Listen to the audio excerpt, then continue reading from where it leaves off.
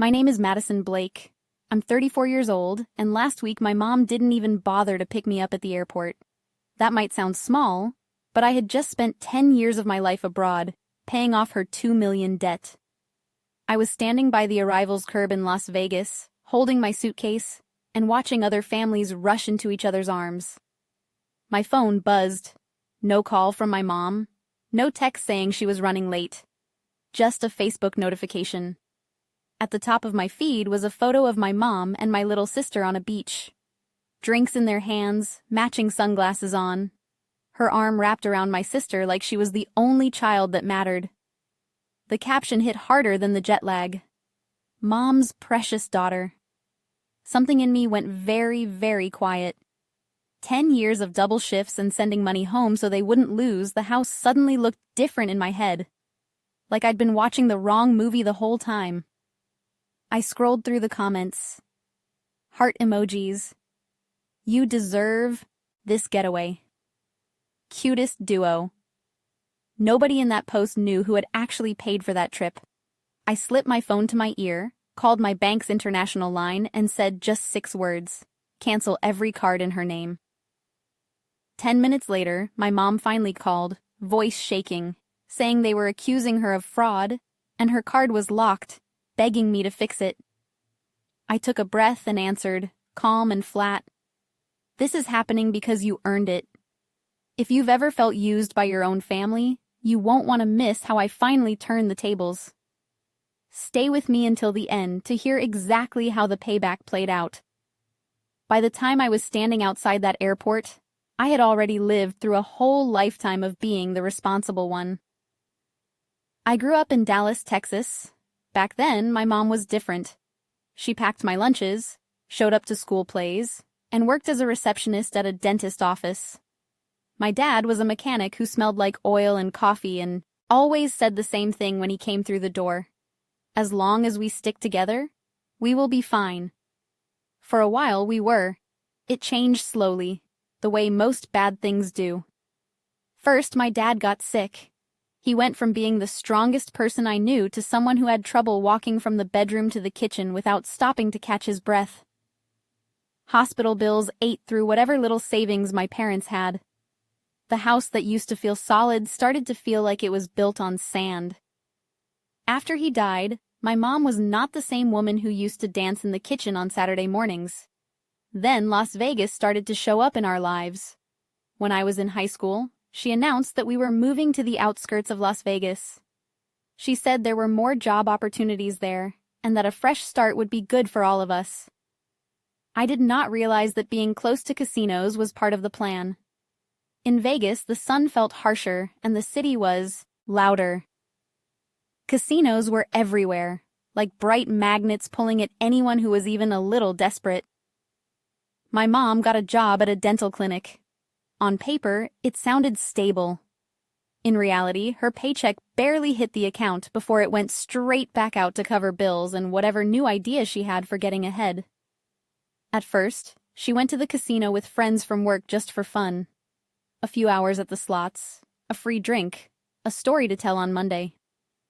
The first time she called me from the floor, her voice was excited in a way I had not heard since my dad was alive. Maddie, I turned $20 into $800 in one night. Can you believe that? I remember feeling this strange mix of hope and unease. Maybe this was the break she kept begging the universe for. Maybe we would finally stop drowning.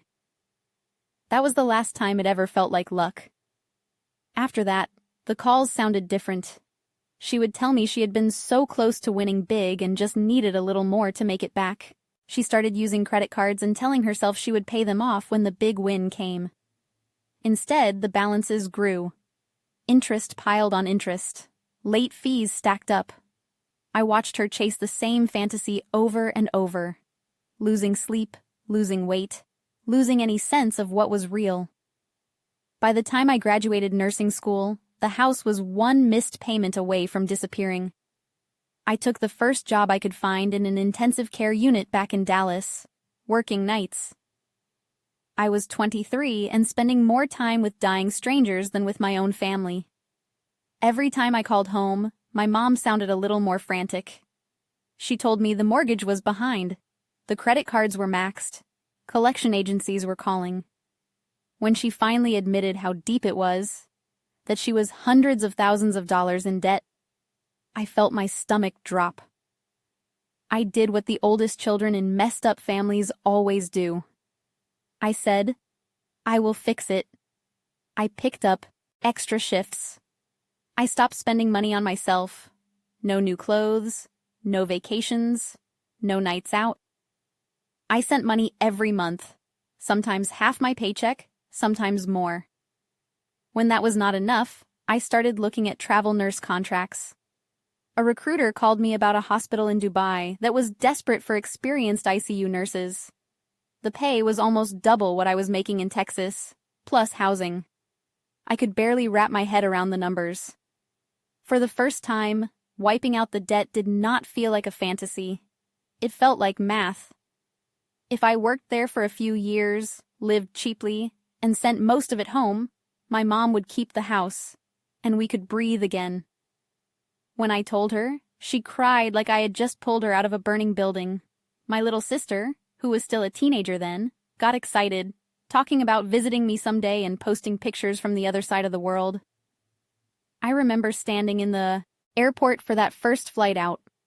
My entire life stuffed in 2 suitcases, telling myself this was temporary. 2, maybe 3 years. Pay the debt, stabilize things, come home to a family that was grateful and finally safe. That was the plan. The first year in Dubai nearly broke me. The ICU was full of emergencies. 12-hour shifts became 14. Nights blurred into days. I learned how to function on caffeine and adrenaline and the steady beeping of monitors. When my paycheck hit, I would transfer a huge chunk straight back to my mom. Every time I did, she thanked me like I had saved her life all over again.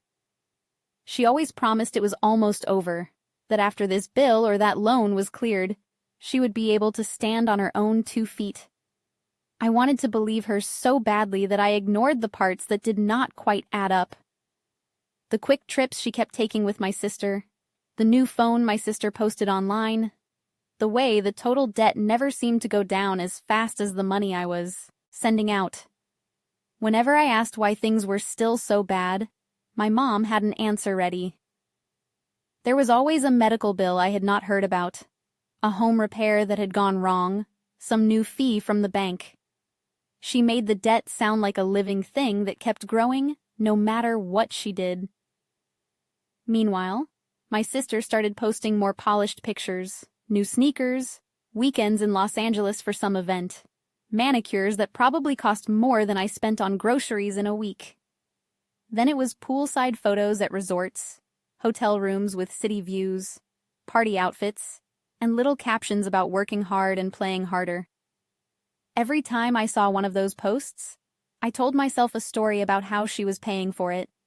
Maybe she had a part-time job I did not know about. Maybe brands were sending her things for free. Influencers get stuff comped all the time, I thought. It was easier to believe that than to imagine my mom taking the money I bled for and pouring it right back into the same hole that had almost swallowed us. In the rare weeks when I was not drowning at the hospital, I would sit at my small kitchen table in Dubai and open a spreadsheet on my laptop. I listed out every transfer I had made, every promise my mom had given me, every rough number she had thrown at me for how much was left. On paper, it looked like we should have been close to the finish line. But the way she talked, it was like we had barely taken a step. Any time I tried to press her for real documents, she got defensive. She would say things like, "You do not trust me anymore after everything I have gone through." Or, "I am your mother. I would never lie to you about something like this." The guilt hit me every single time. I would back off, close the spreadsheet, and tell myself to just keep my head down and keep working. That became my whole identity. Not Madison the person, not Madison the nurse, not Madison with hobbies or relationships, just Madison the daughter paying for everyone else. I did not realize it yet, but that was the first part of the damage. The money hurt. The sleepless nights hurt. but losing the sense that I was allowed to live a life of my own. That was the part that would take the longest to fix. The first real crack showed up on a night that should have been like any other. I had just finished a 12-hour shift in the ICU, the kind where everything blurs together. Alarms and codes and families crying in hallways. I got home, dropped my bag by the door, and opened my banking app out of habit. The transfer to my mom had gone through 2 days earlier. I expected the same sinking feeling I always got when I saw my account take a hit. Instead, something else caught my eye. The amount I sent was almost exactly what she had told me she needed to keep the mortgage current. But when I scrolled through the activity on the joint account we used for payments, I saw something else. $1,000 at a resort. In Los Angeles, 2 separate charges from a high-end restaurant on the Strip in Vegas, multiple withdrawals at ATMs inside casinos. I stared at the screen, replaying our last phone call. She had cried about the bank being on her back, about late fees, about losing the house if we did not catch up this month. She had never once mentioned a trip. I told myself there had to be an explanation. Maybe the resort charge was a mistake. Maybe my sister was paying my mom back. Maybe. The next day, during a rare, slow moment at the nurse's station, I brought it up with Ethan. He glanced at my phone, frowned for half a second, then asked the question I had been avoiding. Do you have actual statements for the debts you are paying off, or just what your mom tells you? The answer made me feel stupid as soon as I said it. Mostly what she tells me. I could hear how naive it sounded. Ethan did not make me feel bad, which somehow made it worse. He just nodded slowly and asked if I wanted help pulling everything together. That night, we sat at my tiny kitchen table, my laptop between us, my stomach twisted into knots. Ethan showed me how to log into my credit report, how to look up open accounts and their balances. I expected to see a couple of credit cards, maybe a loan, all under my mom's name with me only helping indirectly.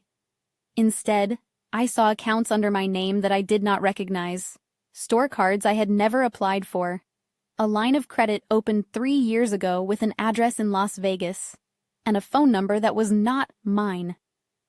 I scrolled silently while my pulse hammered in my ears. There is no way this is right, I said. I do not even live there. Ethan leaned closer, reading the screen. The social security number is yours, Maddie, he said quietly.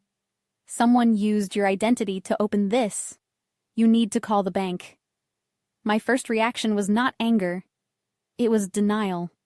There had to be some mix-up, some clerical error.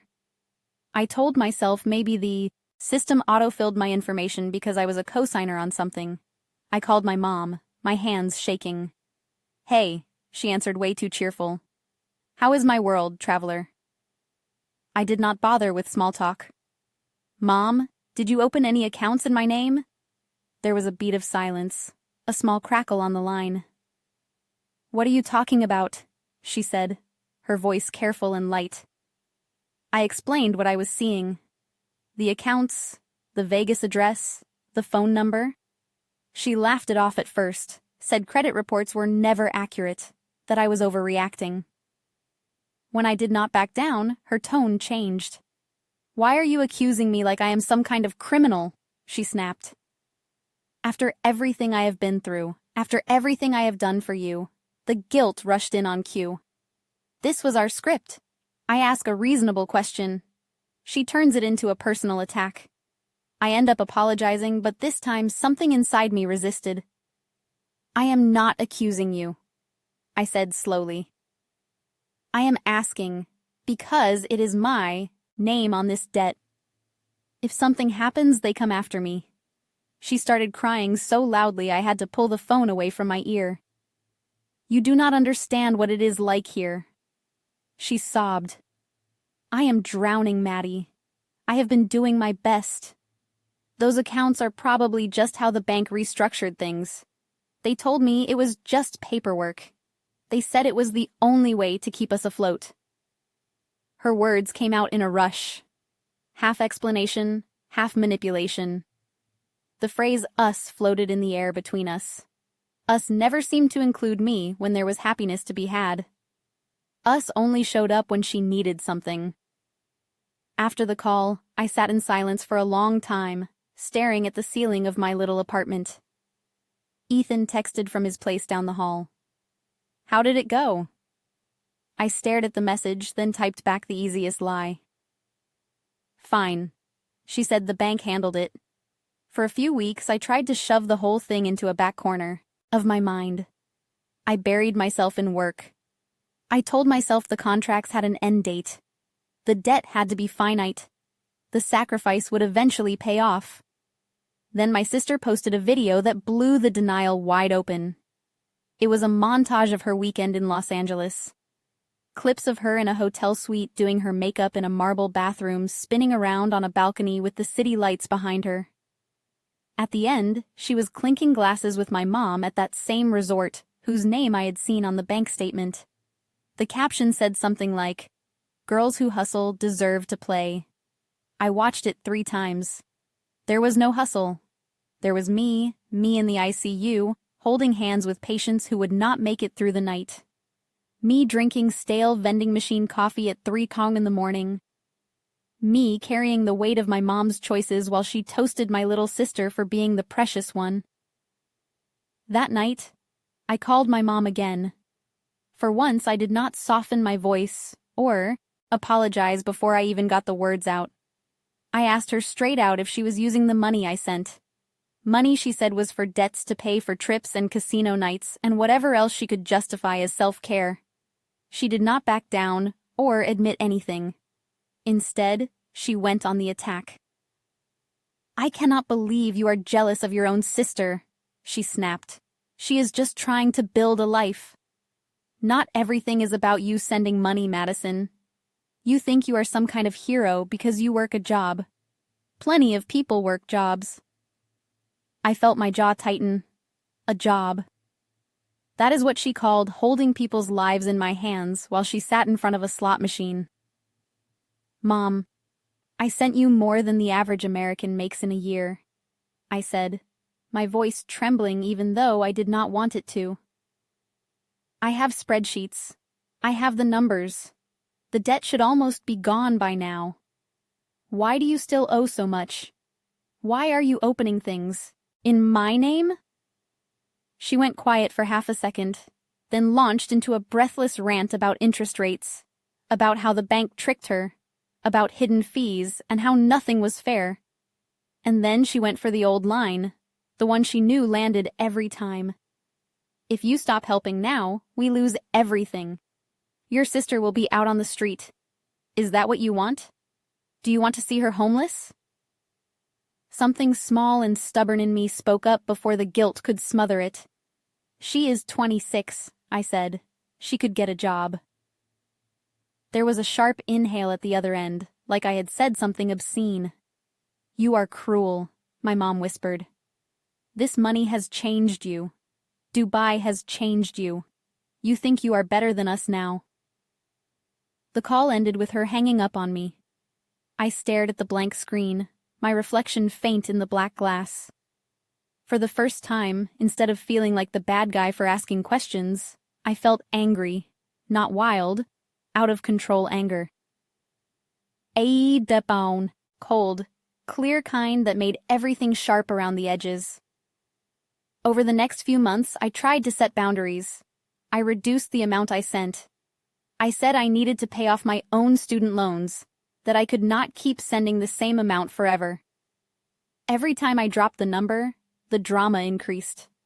She would call in the middle of my shift, leaving voicemails about collection agencies pounding on the door, about losing the only thing my dad had left us.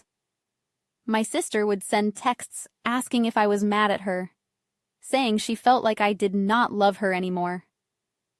On the rare calls where we were all on the line, I could hear my mom prompting her in the background, feeding her lines about family and loyalty and sacrifice. Ethan watched me ride that roller coaster over and over until finally, one night after a particularly brutal shift and an even more brutal phone call, He put his coffee down and looked me straight in the eye. "You know this is not normal, right?" he said quietly. "Parents are supposed to support their kids, not treat them like a retirement plan." I snapped back at him at first. "You do not get it," I said. "She has been through a lot. She lost my dad. She is alone. If I do not help, who will?" He did not argue. He just asked one simple question. If you were not there, what would she do? The answer was obvious, and it made my chest hurt. She would figure something out. She would get a second job. She would sell the house. She would talk to a financial advisor. She would face the mess she made instead of dumping it on me. Realizing that did not magically flip a switch. I did not cut her off the next day. I did what I had always done.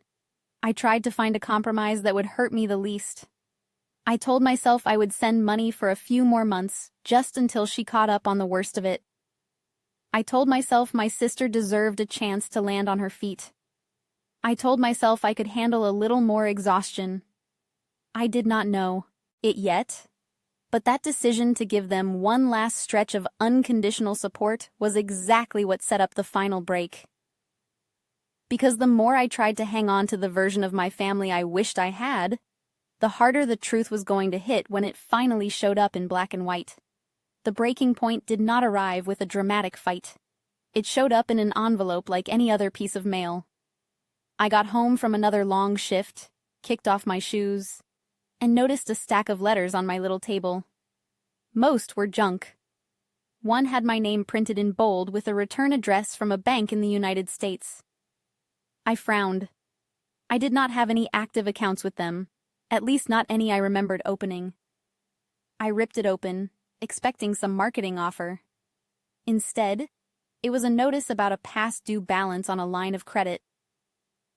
My line of credit, it listed an address in Las Vegas that I had not lived at in over a decade, and a phone number I did not recognize. Thus all but minimum payment due was ridiculous, and the total balance made my stomach twist. Before I even finished reading, I felt that same cold clarity I had felt looking at my sister's videos. I grabbed my phone and called the number on the letter. A woman in the collections department pulled up the account and started reading off details. My full name, my social security number, the Vegas address, the phone number. I interrupted and told her I was calling from Dubai, that I had never applied for this. There was a pause while she checked the file. "According to our records, this was opened in person," she said. "Application signed 3 years ago. Do you recognize the co-signer on the mortgage listed here?" My heart dropped. She read my mom's full name. I hung up the phone without saying much of anything. For a full minute, I just stood there in my kitchen, letter in one hand, phone in the other, feeling like the floor had shifted under me. Ethan walked in with takeout a few minutes later. One look at my face and he set the food down without a word. I handed him the letter. He read it twice, then looked up at me. "Madison, this is identity theft," he said quietly. "This is not a misunderstanding. Someone used your information." We both knew who that someone was. I called my mom. She answered on the second ring, sounding distracted and annoyed, like I had interrupted something fun. "Hey, can I call you back?" "I am about to head out," she said. "Out where?" I asked. There was music and chatter in the background. Somewhere loud. "It does not matter," she snapped. "What is going on? You sound weird." I took a breath. "Did you open a line of credit in my name 3 years ago?" The silence that followed said more than any words could have. When she finally spoke, her voice was sharp. "I cannot believe you are throwing that in my face." She said the bank man said it was just paperwork. They told me we needed another account to consolidate everything. I only did it so we would not lose the house. "You act like I did it for fun." I pictured her sitting behind some desk at the bank, nodding along while a loan officer slid paperwork across the table and her thinking, "If I just write Madison's name, this whole mess goes away." Except the mess never went away. It just got transferred. Mom, that is not just paperwork, I said, my voice shaking. That is my life. That is my credit. If I ever want to buy a house or a car or even get a basic loan, they are going to look at this. You did not even ask me. She started to cry right on cue. I was desperate. She said, "You are not here. You do not understand how scary it is when collectors show up at your door."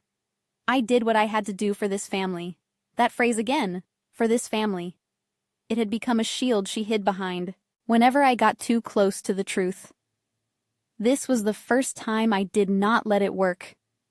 I am part of this family.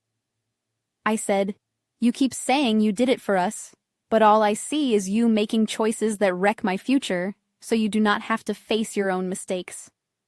She went quiet. Then she turned mean. "If you had been here, I would not have had to." She said, "You ran off to live your fancy life overseas and left me to deal with everything alone. Now you want to judge me." I stared at the phone like it might bite me. My apartment felt very small, the air heavy. I could feel Ethan watching me from across the room, trying to read my expression. I ended the call before she could twist the knife any deeper. For the next few days, I moved through the ICU like a ghost. I still did my job. I still hung medications and calculated drips and charted vital signs. But in my head, numbers kept running on a different loop. The thousands I had sent, the balances that never went down, the debts opened in my name. The truth was simple and ugly. My mom had not just taken advantage of my help. She had taken my identity and used it like a spare credit card. One night, after a code that did not end well, I sat in the staff lounge staring at a vending machine sandwich I had no appetite for. Ethan sat beside me, leaning back in his chair.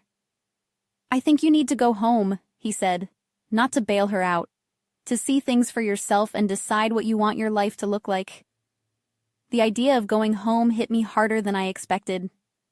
I had not been back to Las Vegas in almost 10 years. Everything I knew about my family was filtered through phone calls and social media. Part of me had kept it that way on purpose. Distance made it easier to believe the stories my mom told. But now there was a letter on my table and an account on my credit report that said distance had not protected me at all. It had only made it easier for her to cross lines without having to look me in the eye. I started running the math in my head.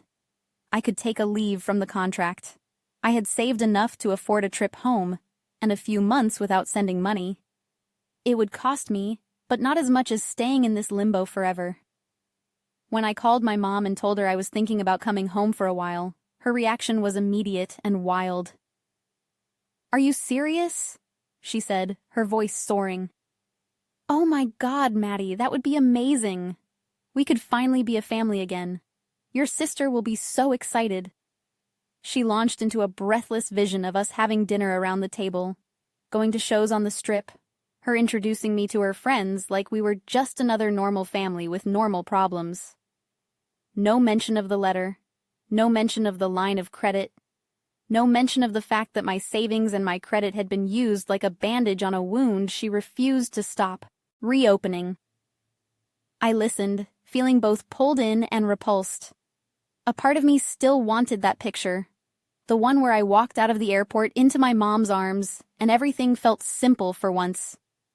Another part of me knew that was never going to happen unless I stopped pretending already. We picked a date together. I booked the flight as soon as I got off the call, watching the confirmation email hit my inbox. 10 years of missed birthdays, missed holidays, missed ordinary days were all going to collide into one arrival. In the weeks leading up to the trip, my mom called more than usual. She sent me links to houses for sale that she claimed we might be able to afford someday if we kept working hard. She talked about redecorating my old room, about how we would stay up late drinking wine and talking. Her words painted over the rot, but underneath I could still smell it. My sister started messaging me, too, sending selfies, asking what outfits she should wear to pick me up from the airport. I tried to answer like nothing was wrong. But every time I saw a new post of her at some expensive restaurant or rooftop bar, something inside me clenched. One night, a few days before my flight, I sat down with Ethan and laid it all out. The letter, the calls, the plane ticket.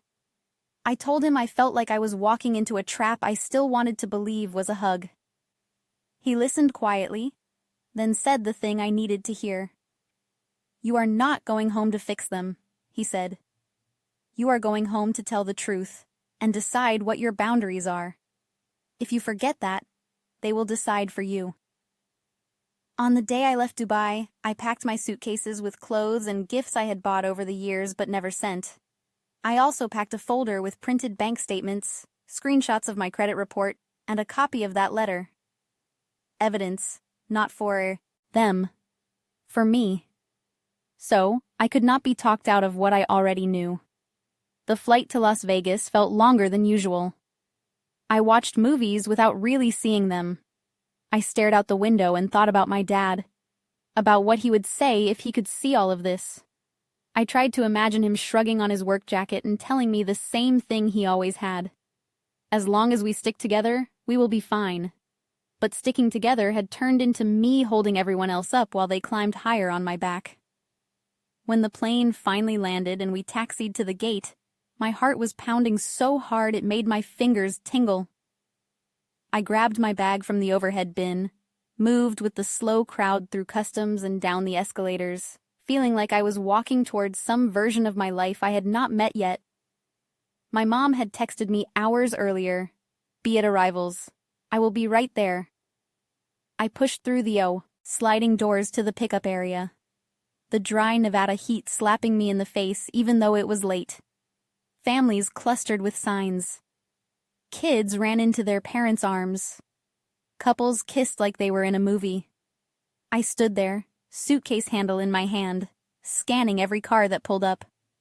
5 minutes passed, then 10, then 15. My phone stayed stubbornly silent. No missed calls, no new texts, no sorry. Traffic is insane. I unlocked it and a notification popped up from Facebook. I tapped it without thinking. At the top of my feed was a new post from my mom. She and my sister were at a resort pool lit by soft lights, drinks in their hands, laughing at something just outside the frame. The location tag was a hotel a few hours away, nowhere near the airport. The caption was simple: "Mom's precious daughter." Looking at that photo, standing outside the airport with my suitcase and my folder of evidence, something inside me finally stopped trying to explain everything away. The story shifted in my head, and this time I saw it clearly. The moment the story finally made sense, it stopped hurting in the same way. Standing there outside the airport, staring at that picture of my mom and my sister at the pool, I felt something inside me go still. Not numb, not confused, just still. 10 years of stories and excuses collapsed into one simple fact. I was not family. I was funding. I tightened my grip on my suitcase handle, looked away from my phone, and for the first time in a decade, I did something purely for myself. I walked back into the terminal, found a quiet corner away from the sliding doors, and pulled up the number on the back of my debit card. When the automated system connected me to a human being, my voice sounded calm, almost detached. "My name is Madison Blake," I said. "I need you to cancel every card and freeze every line of credit connected to my social security number and my mother's name." The woman on the other end asked me to verify my information. I gave her everything she needed, then told her about the letter, the Las Vegas address, the accounts I had never opened. There was a pause, then a change in her tone that I recognized from my own job. It was the way people talk when they realize something serious is happening. "I am going to connect you with our fraud department," she said. "Please stay on the line." While I waited, I watched families load into cars, watched people roll their suitcases toward lives that made sense. Mine did not. Not yet. But for the first time, I could see a version of it that did. The fraud specialist who picked up sounded like she had heard 1,000 stories like mine and did not need me to make it prettier. I told her everything, starting with the letter from the bank and working backward through the years of unexplained debt. I told her my mother had access to my social security number and had signed things without my permission. I told her I had been sending money for a decade, believing I was paying off old debt, not feeding new lines of credit. She did not interrupt, just typed. When I finished, she cleared her throat. Based on what you are telling me, this qualifies as identity theft and potential fraud. She said, "Here is what I can do on my end today." She walked me through it step by step. She could flag the accounts that had been opened in my name, place holds on them, and start an internal investigation. Because my mother was listed as the primary on some of the joint accounts and co-signer on others, freezing activity on anything touched by my information would also lock down her access. It would not erase the debt, she explained, but it would stop it from growing while they investigated, and it would trigger a review of how those accounts were opened. I listened, agreeing to every step. The part of me that worried about how my mom would react had finally gotten quiet. The part that understood how consequences worked sat up straighter. While we were still on the phone, the fraud specialist recommended that I contact the 3 major credit bureaus and place a freeze on my credit. She emailed me links and instructions, and I opened them right there, sitting on an uncomfortable plastic chair in the arrivals hall. With a few taps on my screen, I locked my credit report so no one could open anything new in my name without going through me. It was a simple process that made me want to scream when I realized how easily I could have done it years ago. As soon as I hung up with the bank, my phone started buzzing. At first, it was just notifications from emails confirming the fraud alerts and freezes. Then the calls began. My mom's name lit up my screen. I stared at it ring out once, then twice, until the 3rd time I answered. Her voice hit me like a wave. "They are saying I committed fraud," she yelled without even saying hello. "My card is not working. I am at the checkout and it is declining. What did you do?" The noise behind her told me she was somewhere public, somewhere bright and loud where she was used to swiping a card and having it approved without thinking. I kept my tone flat. "I reported the accounts you opened in my name," I said. "The bank is investigating. They froze everything tied to my social." She did not ask if I was okay. She did not ask where I was. She did not ask if my flight had landed. She went straight to panic and blame. "How could you do this to me?" she cried. "Do you have any idea what you have done? I cannot pay for the room. I cannot get cash. They are saying I might have to talk to some investigator. You need to call them back and fix this right now." In the past, that tone would have triggered an automatic response in me. Fix it. Apologize. Send more. Sacrifice a little bit more of myself to calm her down. This time, the feeling that rose in my chest was different. It was a tired kind of anger that felt almost like relief. "No," I said. "I am not fixing this. You did this. I am just refusing to cover it up for you anymore." She switched gears so fast it gave me whiplash. She went from furious to pleading in a breath. "Maddie, please," she said, her voice breaking. "You know, I did not mean for it to get this bad. I just needed help. I thought I could win it back. I thought if I could just get ahead one time, I would pay it all off and you would never even feel it. They are going to take everything. I could lose the house. I could go to jail. You cannot do this to your own mother." I closed my eyes and pictured my dad's face, then pictured the letter with my name on it. "You already did it to your own daughter," I said quietly. "I am just choosing not to be your shield anymore." I hung up before she could say anything else. My hands were trembling, but it was not from guilt this time. It was from the shock of hearing my own words and realizing I meant every one of them. Ethan was waiting when I stepped outside to the pickup zone again, this time with no illusion that my family would appear. He had insisted on flying in a day early and meeting me at the airport just in case. When he saw my face, he did not ask if I was sure. He just reached for my suitcase and nodded toward the taxi line. "Motel first," he said. "Then we deal with the rest." In the cab, I told him what I had done. The calls to the bank, the fraud alerts, the way my mom had reacted. He listened, then smiled in a way that looked more proud than happy. "You did the right thing," he said.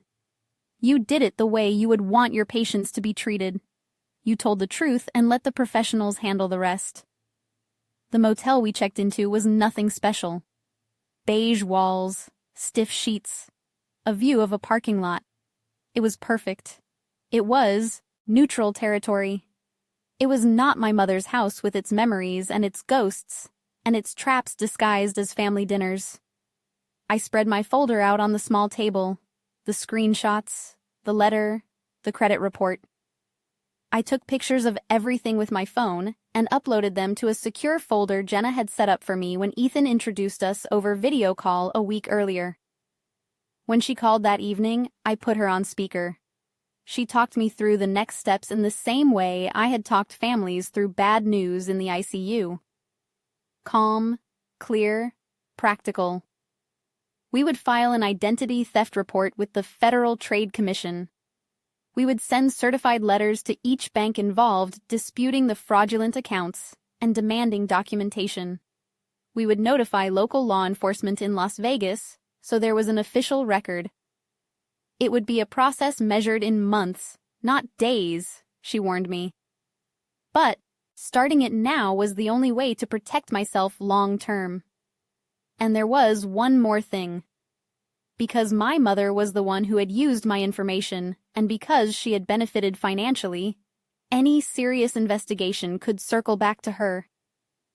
Depending on what the banks and the police found, she could be charged with fraud, or at least face serious civil penalties. "Are you prepared for that?" Jenna asked. Her tone held no judgment, just the kind of question that separates a moment of anger from an actual decision. I thought about my mom crying on the phone, about the way she had shifted into a script that had always worked on me before. I thought about my sister tagging their location at a luxury resort while I stood outside an airport alone. I thought about all the nights in the ICU when I had watched people die younger than my mother. People who would have given anything for more time with their kids and had not used that time to turn their children into human credit lines. "Yes," I said. "I am prepared." The next days looked nothing like the reunion my mom had described. I did not go to the house. I did not sit at her kitchen table or let her hug me while she cried into my shoulder. Instead, I sat in that motel room and made phone calls. I answered questions from bank investigators. I forwarded emails to Jenna. I followed every instruction the fraud department gave me. Every so often, my phone would light up with calls from my mom or my sister. Sometimes I let them go to voicemail. Sometimes I listened. My mom's messages were a rotating script of rage, guilt, and desperation. She accused me of betrayal, then begged me to think of everything she had sacrificed, then warned me that I was destroying our family for good. My sister's messages were different. She sounded confused, scared, a little angry, but mostly lost. She kept saying things like, "Mom says you are overreacting, that this is just how families help each other." She says, "You are going to ruin her life." I typed back shorter than I felt. "No one ruins your life by asking for honesty." I wrote, "I never agreed to have debts opened in my name. That is not family. That is theft." She did not reply right away. I could feel the tug on her, the same one that had kept me chained to this mess for so long. Loyalty twisted together with fear. On the second night around midnight, my phone rang again. This time it was a number I did not recognize. When I answered, a man introduced himself as someone from the bank's risk and compliance team. He told me they had begun reviewing the account my mother had opened with my information. He asked a list of very specific questions about my whereabouts on certain dates, about whether I had ever signed documents at that branch, whether I had given anyone power of attorney. With each no that I gave, I could feel the picture forming on his side of the line. "Thank you, Miss Blake," he said at the end of the call. "I want you to know we take this seriously. There will be an internal investigation. You may be contacted by law enforcement. Until this is resolved, your mother will not have access to the accounts tied to your information." When I hung up, the room was quiet except for the low buzz of the air conditioner. I looked around at the mismatched furniture, the thin curtains, the cheap art on the walls. It should have felt depressing. Instead, it felt like the safest place I had been in years. Not because it was nice, but because, for once, every bill attached to this room had my name on it, and only my name. No one was hiding behind me. No one was twisting it into a favor I owed them. My mom wanted me to come home so I could keep being her safety net. Instead, I had landed and cut the net away. I did not know exactly what the fallout would look like yet. I just knew that for the first time, whatever happened next would not be written entirely by her. Otherwise, fallout did not happen overnight. It never does in real life. It did not look like a single dramatic scene where a judge slammed a gavel and my mother was hauled away in handcuffs. It came in waves, slow and relentless, the way hospital bills had once come for my dad. At first, the changes were almost invisible. The bank stopped calling me and started calling her. Letters with my name on them were corrected, accounts marked as disputed, investigations noted on my file. Jenna sent me updates explaining in that calm lawyer voice what the banks were doing, what the credit bureaus had adjusted, what protections were now in place. Every time I got an email confirming that another fraudulent account had been taken off my credit report, I felt lighter, like I was cutting off one more weight I had been dragging behind me for years. The calls from my mom, on the other hand, got louder. She left long voicemails about talking to bank investigators, about them asking questions she did not want to answer, about how humiliating it was. She said things like, "They are treating me like a criminal, Maddie, like I am some kind of scammer. I always helped people. I am a good person. You know that." I listened to those messages exactly once each and then archived them. For the first time in my life, I let her discomfort stay her problem. My sister's tone shifted too. At the beginning, she echoed my mom, telling me I was overreacting, that I was making things harder than they needed to be. But as the weeks went on, and the cards stopped working, and the trips stopped happening, reality started catching up to her too. One night, about 2 months after I arrived in Vegas, she called me instead of just leaving a message. I was back in Dubai by then, having finished out the last part of my contract after a quick trip to the States to sign some paperwork and meet Jenna in person. I almost let the call go to voicemail, but something made me swipe to answer. "Hey," she said, and for once she sounded like the kid who used to crawl into my bed during thunderstorms, not the influencer who curated her life for strangers. "I heard you were in town. You did not come by." The guilt tried to flare, but I kept it in check. I had gone to Las Vegas for 3 days. In those 3 days, I had sat in a small office with Jenna, signed affidavit, given a statement to a detective who barely looked old enough to rent a car, and walked past the house I grew up in without going inside. I had seen my mother's car in the driveway, seen the curtains move like someone was watching from behind them. I had kept walking. "I know," I said. I was there for meetings. I could hear her breathing on the line, searching for words. "Mom says you are trying to get her arrested," she blurted out. "Mom says you reported her and now the banks are going after her for fraud. Is that true?" I took a deep breath. I reported accounts that were opened in my name without my permission, I said. The banks decided what to do with that information. Your mom. She corrected without thinking, then winced. Our mom. I heard the slip and let it hang there for a moment. I did not correct her. I told her what I had not told my mother. I told her about the letter from the bank, the accounts I never opened, the way my mom admitted signing my name without asking me. I told her about the years of transfers and the debt that never actually shrank. She went quiet in a way that told me she had known pieces of this all along, but had never let herself connect them. I thought she had it under control. She said finally, her voice small. She always said she would pay it back. She always said you knew. I closed my eyes, leaning my head back against the wall. That is the thing about lies, I said. They sound a lot like the truth when you hear them enough times. After that, the news came in bits. A text from my sister saying the house had officially gone into foreclosure. An email from Jenna explaining that my mother had agreed to some kind of plea deal for the fraud charges the bank pursued. No prison time, but probation, mandatory counseling for gambling addiction, and restitution payments that would follow her for years. A voice message from my mom, one of the last I listened to, in which she swung between blaming me and blaming the bank, and then very briefly blaming herself. I never heard her say the words "I stole from you." What she said instead was, "I just borrowed. I thought I would fix it." It sounded almost worse.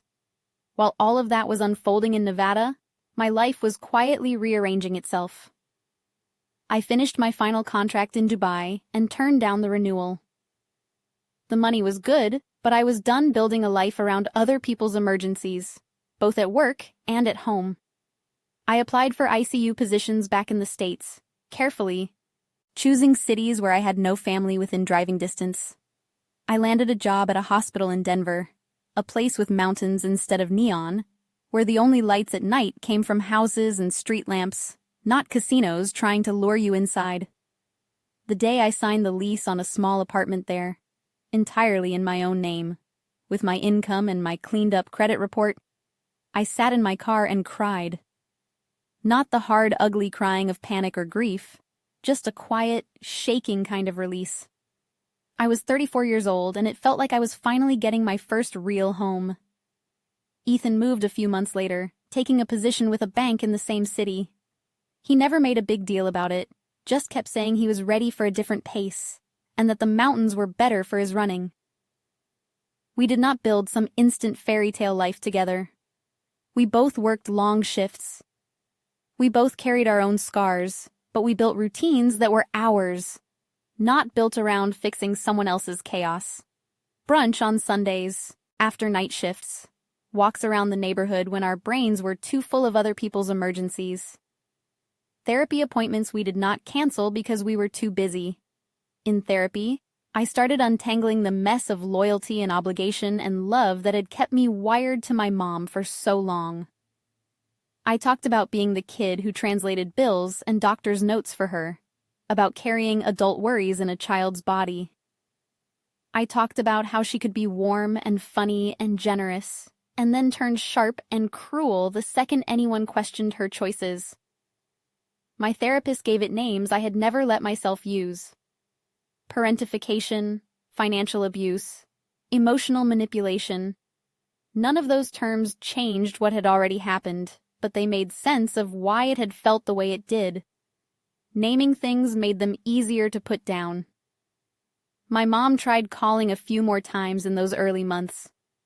Eventually, instead of letting it go to voicemail, I answered one of them.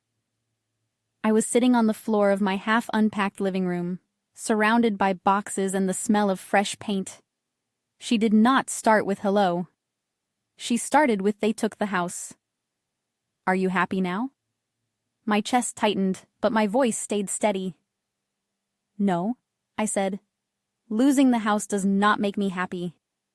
It makes me sad that it came to this, but I am not the one who gambled it away." She launched into the familiar script, blaming the casino, the bank, the economy, a bad streak of luck. I let her talk until she ran out of breath. When she finally went quiet, I said what I had rehearsed in my head for weeks. "I am not sending you any more money, Mom. I am not co-signing anything. I am not letting you use my credit or my name ever again. I hope you take the counseling seriously. I hope you get better, but I am done rescuing you." There was a long pause. For a second, I thought the line had gone dead. When she finally spoke, her voice was smaller than I had ever heard it. "So that is it," she said. "After everything I have done for you." I thought of the lunches she packed when I was little, the way she cheered at my school plays, the way she held me when my dad died. Then I thought of the signatures forged in my name, the sleepless nights, the way she had stood me up at the airport to go drink by a pool. Both versions of her were real. The mistake I had made for years was believing that the loving parts canceled out the harm. They did not. They just made it more confusing. "I am grateful for the good things," I said. "I really am. But they do not erase the damage. I cannot keep pretending they do." She did not respond to that. She just cried quietly for a moment, then hung up. That was the last time we had a real conversation. We still exist in each other's lives in small, distant ways. Holiday texts that are more habit than sentiment. Updates passed along through my sister, who has slowly built a real life for herself, doing makeup for weddings and working double shifts at a restaurant when she needs to. She apologized to me in a shaky voice one night over video call, saying she had known something was wrong, but had been too afraid to question the person who paid for everything. I told her I understood, because I did. For a long time, that person had been me. The thing about finally stepping out of a role you were never meant to play is that the world does not end when you put it down. The bills still come. The consequences still land.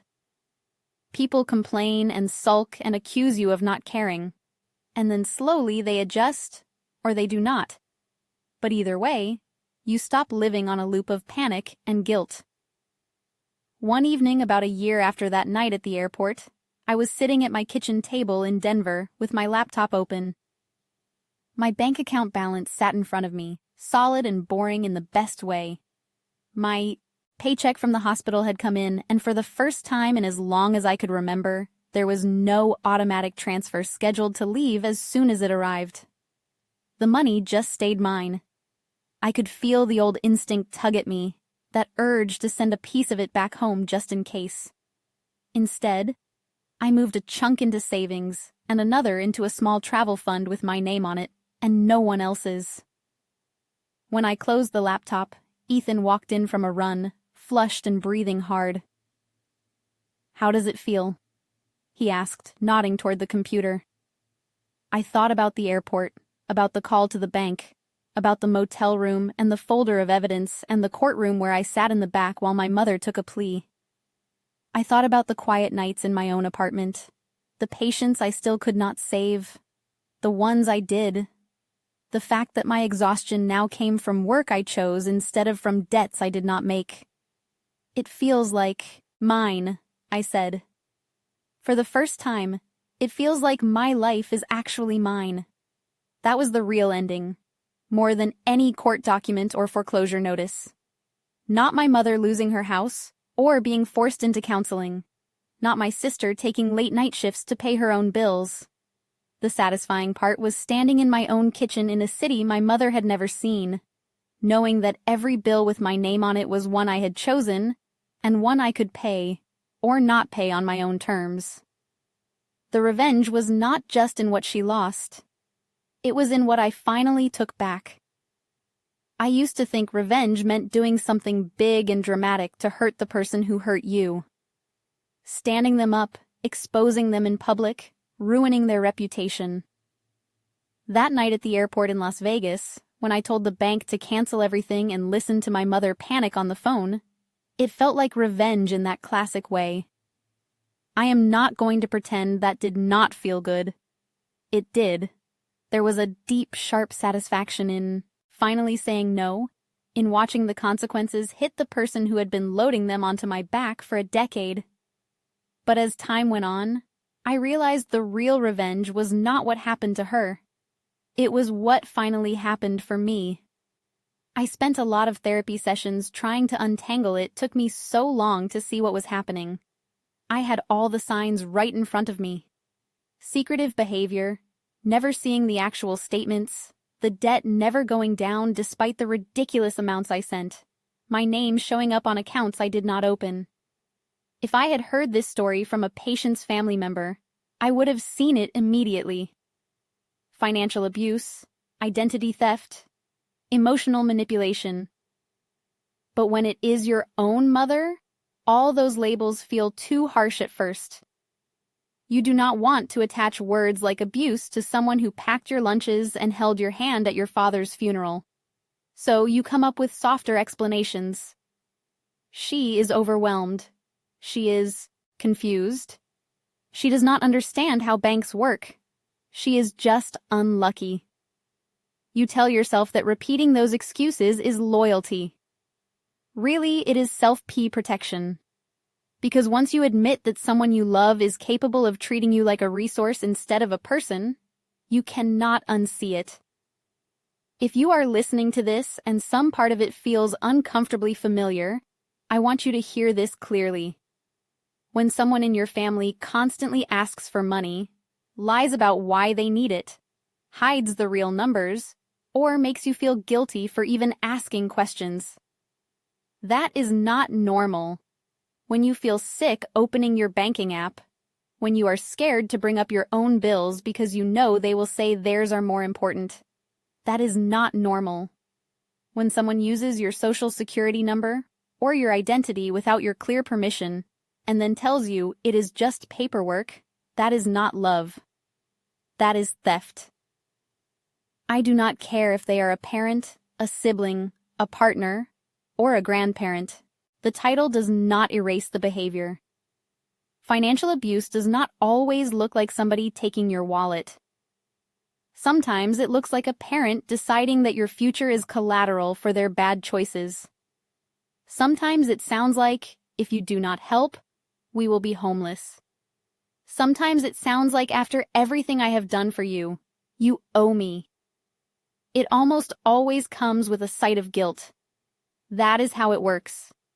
They teach you to feel selfish for wanting a life that does not revolve around saving them.